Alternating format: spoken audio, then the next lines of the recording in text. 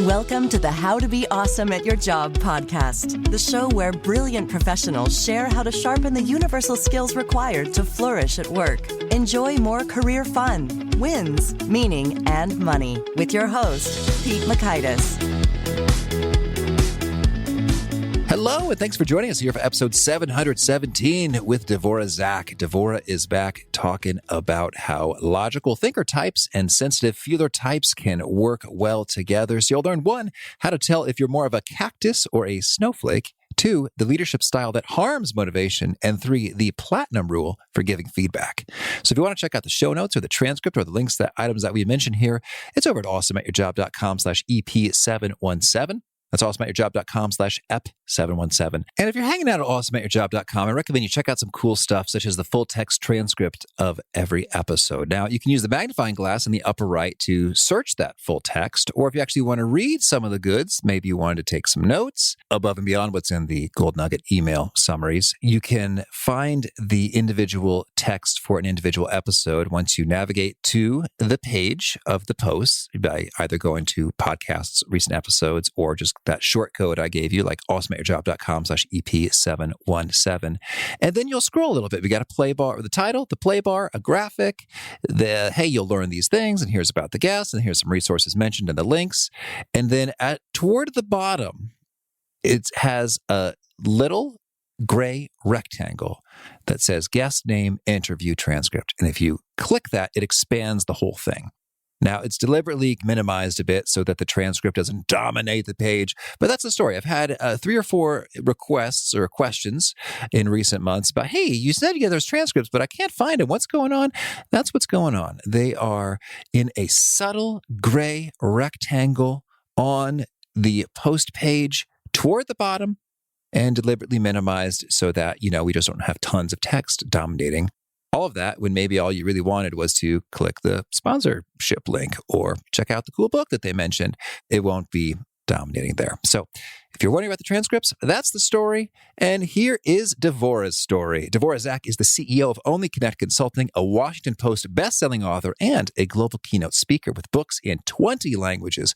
Her clients include Deloitte, the Smithsonian, Delta Airlines, the FDA, Johns Hopkins, and the National Institutes of Health. She's been featured by many publications such as the Wall Street Journal and Forbes. She is the author of Managing for People Who Hate Managing, Singletasking, and her upcoming book is called The Cactus and the Snowflake at Work, How the Logical and Sensitive Can Thrive Side by Side. Big thanks to Devora for sharing her wisdom with us. Big thanks to our sponsors. Check them out. One sponsor to check out is Storyworth. Whenever I'm thinking about meaningful Father's Day gifts, Storyworth leaps to mind. Storyworth helps you preserve precious memories and stories from your father for years to come. Each week, Storyworth emails your loved ones a thought-provoking question that you get to help pick, such as, what's the bravest thing you've ever done? I personally love the prompt so much that I have refreshed Storyworth's questions page many times looking for more. Storyworth makes the writing process super quick and easy. All your loved one needs to do is respond to that email with a story, and then you get a quick copy of that. And after a year of this fun, Storyworth compiles your loved one's stories and photos into a beautiful keepsake hardcover book that you'll be able to share and revisit for generations to come. Families love Storyworth so much, they've got 25,000 5-star reviews on Trustpilot and have millions of stories preserved. So give all the fathers in your life a unique, heartfelt gift they'll all cherish for years. Storyworth. Right now, you can save $10 on your first purchase when you go to storyworth.com/awesome. That's storyworth.com/awesome to save $10 on your first purchase. One sponsor to check out is Harvard Business Review. This brilliant magazine, published at hbr.org, is the leading destination for smart management thinking. Fun fact, HBR has been mentioned in 108 episodes of the show. That's because HBR has great stuff that comes up often. They've got explainer videos, podcasts, real-world case studies, and much more. I think of HBR each night that I put on my special orange glasses. Their article, Will Blue Light Glasses Improve Your Sleep?, revealed that those who wore them reported better sleep and a 7% improvement in work performance as compared to those who wore the sham glasses. So I cite HBR anytime anyone tells me that I look silly wearing them.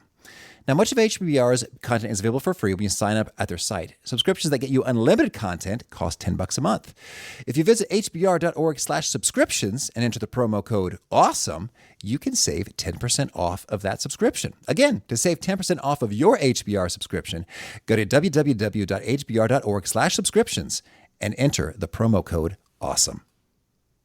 Big thanks to our sponsor, Acorns. Acorns makes it easy to start automatically saving and investing for your future. You don't need a lot of money or expertise to invest with Acorns. In fact, you can get started with just your spare change. Acorns recommends an expert-built portfolio that fits you and your money goals, then automatically invests your money for you. NerdWallet.com, whom I love on these sorts of matters, gives Acorns a whopping 4.7 stars and says, quote, if you want to make the most of your spare change, there's no better place to do that than Acorns. Head to acorns.com/awesome or download the Acorns app to start saving and investing for your future today. And we got a legal disclaimer here. It may not be representative of all clients. Tier 1 compensation provided. Compensation provides an incentive to positively promote Acorns. View important disclosures at acorns.com/awesome. Investing involves risk, including the loss of principal. Please consider your objectives, risk tolerance, and Acorns' fees before investing. Acorns Advisors LLC, Acorns, is an SEC-registered investment advisor. Brokerage services are provided to clients of Acorns by Acorns Securities LLC, member FINRA/SIPC. For more information, visit acorns.com.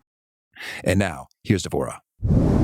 Devora, welcome back to How to Be Awesome at Your Job. Thanks for having me back. It's a pleasure to be with you again. Oh boy, well, I'm excited to dig into your work here. The Cactus and Snowflake at work. I've done a number of Myers-Briggs workshops in my day, and so I'm digging what you're talking about. Can you maybe share with us what's sort of overall the big idea or main thesis here? The big idea of this book is that some people lead with their heads and some people lead with their hearts, and they can really get on each other's nerves. However, with the right set of tools and understanding of different personality styles, we can be each other's best friends instead of worst enemies. Okay, well said. And so can you maybe share with us, for starters, something that was particularly surprising or counterintuitive that you discovered in putting together this work? I've actually been really interested in this dimension of personality for many, many years.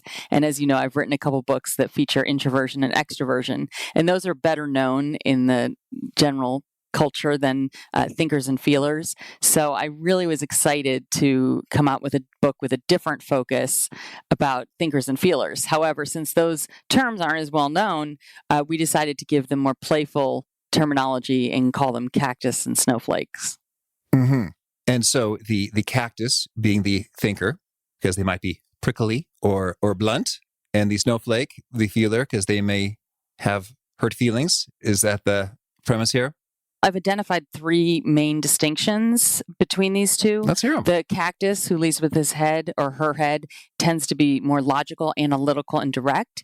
And the snowflake, who leads with his or her heart, tends to be more sensitive, empathetic, and diplomatic. One thing to keep in mind is that everyone has bits and pieces of both of them. So it's not that there's just two clear-cut types of personalities, but envision a continuum, a line where people are somewhere along the middle. And a few people are at the far ends, but most of us can identify to a greater or lesser extent with both personality dichotomies.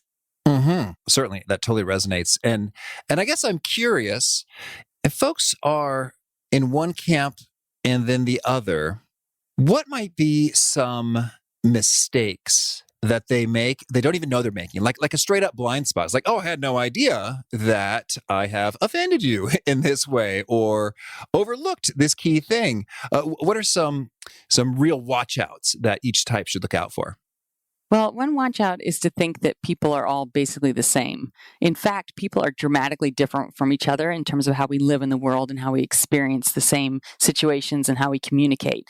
So a mistake many of us make is that we tend to use what would motivate us to try and motivate others, or to build rapport with us to use that on others, when in fact, often what would motivate you, if you're a different personality style than me, is completely opposite of what I would be motivated by.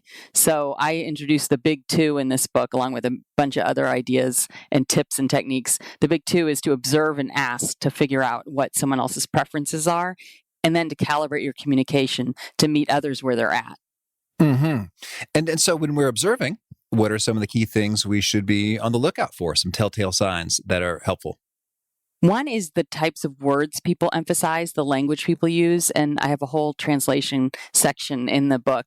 However, at the most basic level, cacti tend to use the word think more often, and snowflakes tend to use the word feel more often.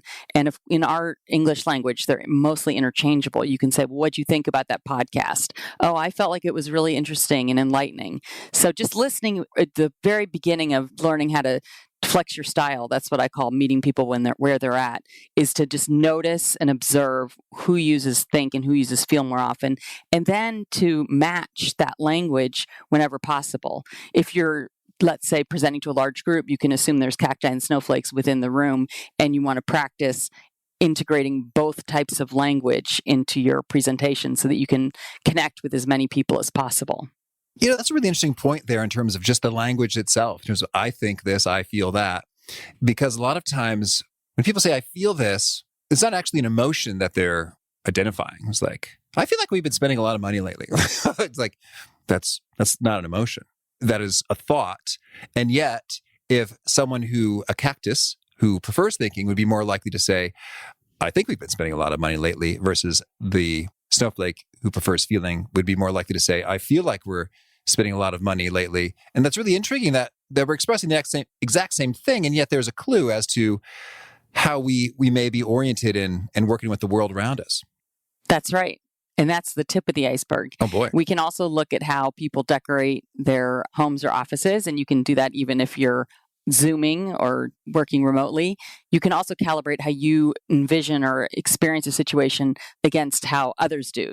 Another important concept I introduced in this book is what I call the non-event. And what that means is that something that could be a big deal to me if I'm a snowflake might be a complete non-event to you as a cactus. So we may walk out of a meeting and I may think, wow, everybody sure fell apart in that meeting. We're going to have to start from scratch. And you might respond by saying, what are you talking about? It was totally productive. It was fine. And it's easy to be judgmental to each other around that and think that each other is wrong or insensitive or too sensitive, when in fact, what one person picks up on may be completely a non-event to the other person, as if it didn't even happen. Similarly, if a cactus and snowflake are walking along together and one of them maybe ignores the other one for a few minutes, then that one person could be really offended and the other one was thinking, what are you talking about? We were just walking quietly. So non-events are a very big deal to look out for in the world, to figure out if you and other people are on the same wavelength. Well, that's interesting. Thank you. And so then I'm curious, let's say you got a clear sense, okay, hey, I'm clearly a cactus or I am clearly a snowflake. And then I'm interacting with someone who has a differing preference. What are your favorite tips in terms of how to do that effectively? Well, the first step, even before that, if we can just rewind a tiny bit, Oh, sure. is to get to know and understand your own personality styles. So the book actually has a self-assessment in it, so you can figure out not only if you're primarily cactus or snowflake, but how strong your preference is. And then is to work with, rather than fight against, your own natural personality. So that's the first step, is getting acquainted with yourself and having a level of acceptance with yourself. Then we get to the next point, which is what you were getting at, which is how do we communicate with each other? And we aren't always going to get it right, particularly because we may not know what personality style people have when we first meet them. However, by listening carefully, that's a very useful tool in finding out where someone's coming from, and asking general questions and letting the other person decide how specific to get in their responses. That helps us in building rapport and also communicating with people that we may or may not know where they're coming from. Mm-hmm. That presupposes also that we are open to understanding and working with different types of people. It's easy to say, oh, if you're the opposite personality style of me, that we're just going to aggravate each other. However, we can be each other's greatest resources, because if let's say I'm a cactus and I'm very logical and analytical, and I work with you and you might be more of a snowflake and you're more empathetic, we can give each other tips and help each other out in areas that we're not gifted in by filling in the blanks for each other. Mm-hmm. Certainly. Well, can you share some cool stories and examples that bring this to life? Sure. Here's one, and it is do good versus feel good leadership. So a lot of people who read my books are interested in how they can work with other people, particularly if they're managing other people. And it's tempting to, if it's a leader, to be what I call a feel-good leader, to just make people feel good and to say, oh, that was great. Keep up the good work. I'm so proud of you. Keep at it. But in fact, it's also very helpful. And that's more of a snowflake tendency. What the cacti is more likely to do is what I call do-good leadership, which is to say, well, you can do better than that. I know that you can achieve higher aspirations than what you're settling for, and I know you can try harder. So a snowflake might initially be really put off by the fact that someone's telling them that they can do better and it's not good enough. However, what's interesting is that when I work with different groups, the do-good leadership style actually motivates people more and makes them feel better than the feel-good leadership style, which just says to people, "Oh, you're fine as it is," and then they don't achieve their potential. Mm-hmm. Well, now that's quite an insight right there. And I think those who are practicing the feel-good approach will probably have a bit of resistance to making a switch, because one, that could be rather uncomfortable. Yet the prize is twofold there. That's pretty awesome in terms of not only are you getting better results, but people are feeling better, like, hey, I did great work and I'm improving and I'm making cool stuff in the world. So that's powerful. So can you underscore that a little bit for the skeptic or the resistant snowflake? What's some of the most compelling evidence that really confirms, yeah, this is absolutely true, so go for it, even though it's uncomfortable? What I do when I'm working with people and I'm trying to convince them that there's a lot of benefit to do good leadership is I ask them to reflect upon an important and meaningful coach that they've had in their life. And it can be an actual coach, like from a team, or it could be a leader or a family member or somebody that inspired them, and to write down traits of that coach and how the coach inspired that person. And more often than not, the lists are full of things like pushed me harder than I'd been pushed before, didn't accept half an effort. And they soon discover that the people that have made the biggest positive impact in their life have often been people that pushed them further than they thought they could go, which is a trait of do-good leadership. Yeah, it's beautiful. As you say this, I'm thinking right now about my high school English teacher, Judy Federmeyer, and how I was kind of accustomed to getting great grades all the time, fairly easily. And then I think when I first writing assignment with her, I got like a B or a B plus. I thought, what's going on? I am not accustomed to such things. And it was kind of unsettling in the moment, but boy, it was so valuable in terms of like, I actually need to exert some effort. In so doing, my writing got a lot better. And so I am forever grateful to Mrs. Federmeyer. Pete, I love that you gave that example because my best coach was also my high school English teacher, Mr. James Killian. Awesome. And my first essay that came back covered in red ink was quite a blow. However, the fact that I can write books now, I give him all the credit. That's good. That's good. Certainly. And it does feel good in terms of the growth in the moment and then the long-term abilities that you have. And then my fondness for her, as you share to this day. So that's beautiful. Cool. Well, so tell us any other transformational tidbits along those lines in terms of, you might think this, but in fact, here's this other thing that's true that you might want to get on board with. Sure thing. So another idea I have in the book is what I call NAY, N-A-Y, and it stands for not about you. So when you are, whether you're a cactus or snowflake, when you're put off by another person's behavior or language or style, is to think, it's not about me. N-A-Y, not about you, not about you. Because we often tend to take other people's personalities personally, when in fact, they just have different personalities than us. And the more we can accept, once again, as I mentioned before, that we're really different from each other and stop trying to correct other people, particularly in our own minds, the more effective we'll be. So if I want to improve the world, the best thing I can do is focus on myself and focus on the three things that I can control, which are my thoughts, words, and actions. And that's it. I can only control what I say, do, and experience in the world. And to this end, I encourage people to mind their own business. So often when you hear mind your own business, it's considered something kind of rude or impolite. However, it can be inspirational too, that I don't have to live outside of my own business. I don't have to worry about other people achieving their potential by meeting me where I'm at. Instead, I can just always say it's my responsibility to meet others where they're at, regardless of what our relationship's like, or if I report to them, or if they're more senior than I am, is to always just say, I'm going to focus on my own thoughts, words, and actions and take responsibility for how I engage with others. I really like that not about you. And sometimes it's not about you, even if they're talking about you in certain occasions, in terms of like just the mood, right? If folks are, I don't want to say sometimes it's lashing out, or if you're in a mood it can sort of color everything in terms of how you are communicating with other people. And or if you are the cactus and have a certain bluntness, then it can be super helpful to remember in the snowflake position, oh, I'm not horrible at my job. This person doesn't hate me. It's not about you at all, just how they express it. That's lovely. Could you give us some more cool examples of collaboration then when it comes to how we might complement each other's temperaments extra nicely?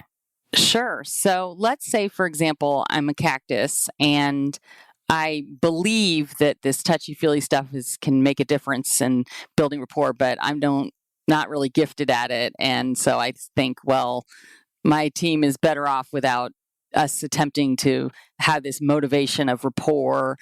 Our team is better off without having these touchy-feely interactions. Instead, what I can do is identify someone who I work with who seems to have a snowflake quality and ask them to take the lead on maybe some get-to-know-you activities or building connections among team members. And so finding out who's good at what, and you don't have to always be the smart one in the room or the one who's leading, and instead finding people who match certain objectives you have and letting them take the reins. So it takes a little bit of humility to do that.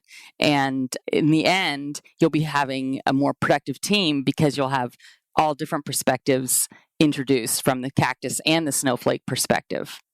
Yeah, that's good. And I think it could go vice versa in terms of, I'm thinking about days where we interviewed a bunch of candidates and then, we made our decisions and then we needed to call all of them. And the vast majority were told, no, you will not be moving forward in this interview process, which I have a lot of snowflake tendencies myself. It's like, oh, I don't know. I really, really don't want to do that. Killing dreams after dream after dream just on the phone. And then someone else on the team was like, oh, that's fine. I don't mind. It's just like no problem. So it's intriguing how it can take just way more or way less emotional energy, depending on the nature of the task and the nature of their temperament. That's right. And when you're working with someone more long-term, and let's say you need or want or don't want to, but have to give someone feedback, it's easy to give feedback in the way that you like to hear it as opposed to what resonates with the other person. So that's why I don't totally believe in the golden rule, which is treat others how you want to be treated. I use the platinum rule instead, which is treat others how they want to be treated. So if I am a snowflake and I like to get feedback in the following way, like, oh, Devora, it's so nice to see you. You look really nice today. And we all really appreciate your input. And then that might ease the blow of things I need to fix or work on or improve upon or things I might not be aware of that are not in my realm of consciousness. On the other hand, someone who's a strong cactus, if I started giving feedback to that person in the same way, it would really get on their nerves and make them feel like it was just fluff and I was beating around the bush and so on. So they might much prefer, and in my experience this is true, feedback that's very direct. Like, I want to give you feedback on 3 behaviors that I think we can switch and improve so that you can be more effective when working with the board of directors. And that can actually make their eyes light up like, oh, great, thanks for the feedback. And I've seen this play out in real life situations again and again, that flexing your style, in other words, giving feedback or communicating with someone in a way that works for them is way more effective than giving feedback in a way that works for you. Mm-hmm. Oh, that's nice. So the platinum rule is a nice example of a best practice that cuts across here in terms of, regardless of whether you are a cactus or a snowflake, or the person you're communicating with is a cactus or a snowflake, that notion of thinking about their style and delivering it in a manner that works for their style works well. Are there any other quote unquote universal best practices that, hey, regardless of who you are and your preferences and temperament and the person you're interacting with, some things that tend to work well across the temperaments? Yes. Another concept that I introduced in the book is what I call beans up the nose. Mm-hmm. And its roots come from, perhaps you might recall in first grade or so, if a teacher might do an art project with dried beans and Elmer's glue and paper, and what you would do is glue the beans to the paper and artful designs, and that was your project. Does this ring a bell? Did you ever do that as a kid? Oh, yeah. Mm-hmm. So the worst thing the teacher can say as the students start working away with their projects is, now class, whatever you do, don't put beans up your nose. And sure enough, beans start flying up noses, and the school nurse has to come running in and help out. So we, using that as a metaphor, we put beans up people's noses all the time. And whether we're snowflakes or cacti, we just have different tendencies in how we do it. So what I caution people about is be careful what you say, because you might be putting beans up someone else's nose. So always pause before you speak and think, is this putting beans up the nose? And I have to say, I do it myself, and it's amazing how often I almost suggest to people to put beans up their nose in terms of, oh, I'm really not good at speaking off the cuff, so I'm probably going to mess up this Q&A at the end of the speech. Or if someone says, I'm really very sensitive as a snowflake, so I might start crying in the middle of the performance feedback. And in other words, making people think about things or that they didn't even have in their mind beforehand. And this happens in interviews a lot, and it happens when people are working with opposite types a lot. So just be careful about putting beans up people's noses. Mm-hmm.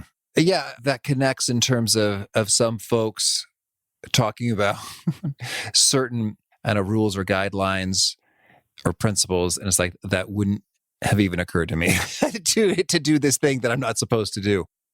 Well, Devora, tell me, anything else you really want to make sure to mention before we shift gears and hear about some of your favorite things? Well, to know that everyone has times when they are their own opposite. And sometimes that can be by design because they want to be effective. And so they're using tools that come from the other side of the spectrum, which is fine. And other times it can be because we're in a difficult spot and we go into our own shadow state, which is based on some of Carl Jung's concepts. So sometimes we short circuit and become our own opposites. So I might, for example, if I'm a sensitive snowflake, suddenly start being very insensitive to people around me. Or if I'm a cactus who's very straightforward, I might start beating around the bush and not tell people really what I'm thinking. So is to be understanding of ourselves and to be able to recognize when we're in a shadow state, and that'll help us get out of it. And also, if you have worked with someone or live with someone or know someone pretty well and they start acting like their own opposite, to know that they might be short-circuiting also, and to respond in a way that's supportive as opposed to amplifying the issues that someone's dealing with. Mm-hmm. They say short-circuited. I'm curious, what are some things that trigger you to go opposite or shadow state? So sometimes it's unanticipated change. Sometimes it's when you're sleep deprived or mentally or physically drained. Sometimes it's when you feel misunderstood or when you are unclear about what direction you want to head in. So when you're in challenging situations is when you're most likely to go into a shadow state. And I call that being in the grip, like in the grip of your own personality, short-circuiting. Mm-hmm. All right. And so then those are stressors. And then ideally, someone will be supportive and encouraging when we're in that place. And if we're only working on ourselves without that support, any pro tips in terms of kind of getting back to center? Yeah, and it's actually a similar tip to people trying to be supportive also. A lot of times people try and be supportive by saying you shouldn't be upset or it's not a big deal, downplaying it, either in your own mind if you're taking care of yourself or to someone else if you're attempting to make them feel better by letting them know that they are overreacting. And that completely backfires. So instead is validating yourself and others when they're in a shadow state, and to not say you shouldn't feel this way, but to say, I can see that you're really upset. Or if it's just you dealing with something inside your own head, is saying it's valid for me to be upset, as opposed to saying there's something wrong with me. And then you get more upset about the fact that you're upset. That's great. Thank you. All right. Well, now can we hear a favorite quote, something you find inspiring? Sure. So this is a Henry Miller quote. He's an author, and I love it so much that it's taped to my computer when I'm writing a book. Don't be nervous. Work calmly, joyously, recklessly, whatever is in hand. All right. Thank you. And how about a favorite study or experiment or bit of research? Well, I really just love following any up and coming neuroscience because I find it really fascinating to see how our brains work according to scientists and how that plays into organizational behavior and supports a lot of stuff that people in my field and general management have been professing for a long time, but then finding out what is happening with our neurotransmitter signals in our brain, to me, is just fascinating. And how about a favorite book? My favorite book has always been The Phantom Tollbooth since I was about 11 years old. And I just think it's the greatest book. I've read it a million times. And a favorite tool, something you use to be awesome at your job? I actually have a brand new favorite tool. I'm so excited. Oh, boy. It's a 1960 typewriter that still works. And to do writing on a real typewriter is very exciting. And it's called the Torpedo, which I think is kind of cool. But it gets a whole different part of the brain going when I write on it. That's intriguing. What part of the brain? How would you articulate the difference? Well, you can't backpedal like you can when you're typing on a computer. And so you have to just move forward and do a pure stream of consciousness writing without rearranging things or deleting things.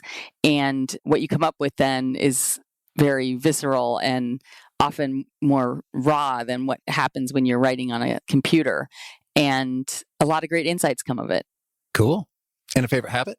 Journaling every morning. And a key nugget you share that really seems to resonate, connect with people, they quote it back to you often?